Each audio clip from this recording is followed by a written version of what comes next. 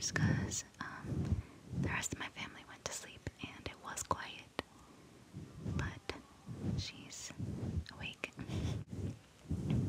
Okay, so for this video, what I thought I'd do is a book haul. I know I've been naming the other book videos show and tell, but there's only so many. I keep going up in number, and I'm like, there's only so many I can keep numbering. So, I decided to name this one book haul because these are all new books that I haven't read yet, and I just bought them actually. There's a total of 6 books, and 5 I've like bought physically, and the 6th one is on my Kindle, so I like borrowed it from the Libby app. I'm pretty sure I've told you guys about this before. But for those of you that don't know, there's an app called Libby, and if you have a public library card, you can like register it and borrow books, and they don't have every title, but they do have like newer titles that you can borrow. You just have to like search it. So usually I'll go through there first. I personally like the physical book. I feel like I've mentioned this before too, but I personally like the physical book. I just prefer it, but I also do read through my Kindle and like virtually. But yeah, alright, let's get started. So, the first book that I'm gonna show, I bought this book because I read another book by this author. I'm pretty sure I showed it before. This one was recommended, and there's a couple other ones by her that I'm looking into that I want to get, but I started off with this one. It's called Parody. Parody. It's by Colleen Hoover. Parody. Parody. She also wrote the one that I'm pretty sure I showed. It's titled It Ends With Us. That one was really good. So I heard good things about this one too, both online and by some people that I know. And it looks like this. It's a really cool cover. I like it. And the back reads, Lowen Ashley is a struggling writer on the brink of financial ruin when she accepts the job offer of a lifetime. Jeremy Crawford, husband of best-selling author Verity Crawford, has hired Lowen to complete the remaining books in a successful series his injured wife is unable to finish. Lowen arrives at the Crawford home ready to sort through years of Verity's notes and outlines, hoping to find enough material to get her started. What Lowen doesn't expect to uncover in the chaotic office is an unfinished autobiography Verity never intended for anyone to read. Page after page of bone-chilling admissions, including Verity's recollection of the night their family was forever altered. Lowen decides to keep the manuscript hidden from Jeremy, knowing its contents would devastate the already grieving father. But as Lowen's feelings for Jeremy begin to intensify, she recognizes all the ways she could benefit if he were to read his wife's words. After all, no matter how devoted Jeremy is to his injured wife,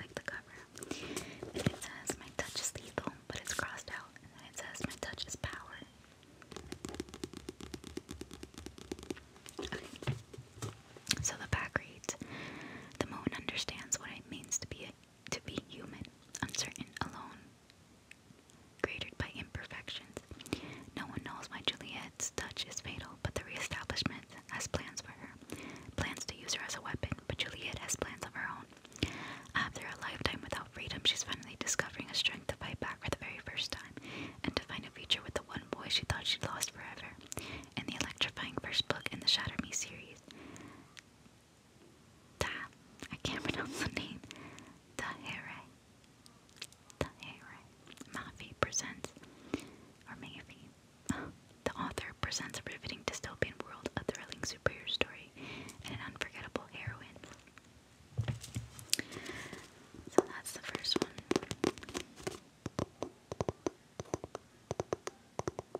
I won't read the backs to the other one, but I'll show each of the covers.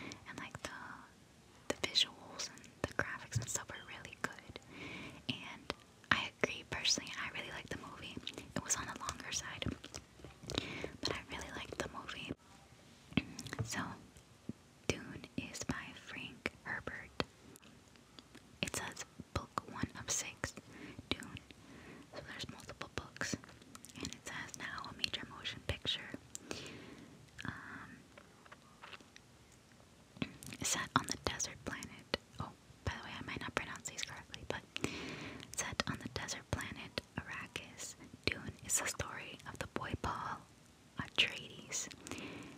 Atreides, I think that's how you pronounce it.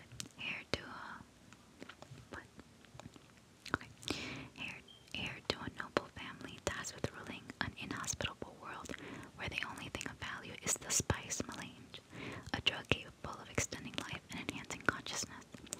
Coveted across the known universe, melange is a prize worth killing for.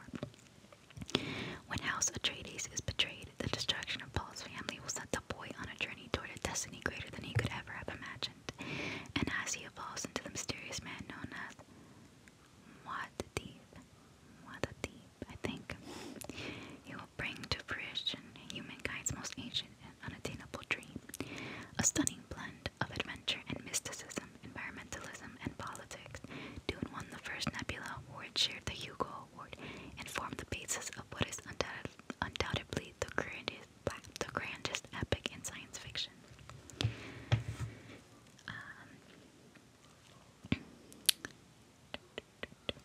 So it shows underneath the different books, and it says number 1 is Dune, number 2 is Dune Messiah, or I guess, yeah, Dune Messiah. Number 3 is Children of Dune. Number 4 is God Emperor of Dune. 5 is Heretics of